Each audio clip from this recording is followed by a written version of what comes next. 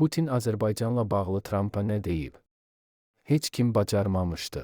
ABŞ prezidenti Donald Trump Rusiya prezidenti Vladimir Putinlə mümkün görüşü barədə danışarkən Azərbaycan və Ermənistanı da xatırladıb. Modern az xəbər verir ki, bu barədə o, jurnalistlərə açıqlamasında danışıb. Biz əmin olmalıyıq ki, razılaşma əldə edəcəyik. Mən vaxtımı boş yerə sərf etməyə hazıram. Mənim Putinlə həmişə yaxşı münasibətlərim olub, amma çox məyus oldum.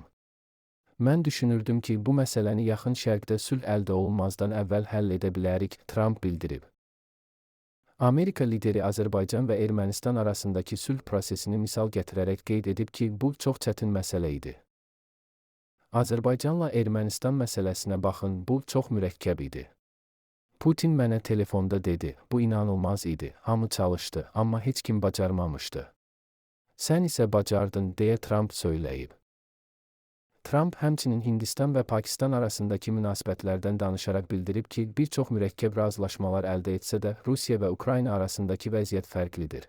Onların arasında çox böyük nifrət var. Ukrayna prezidenti Volodymyr Zelenski ilə Putin arasında düşmənçilik son dərəcə dərin və köklüdür, deyə ABŞ prezidenti vurğulayıb.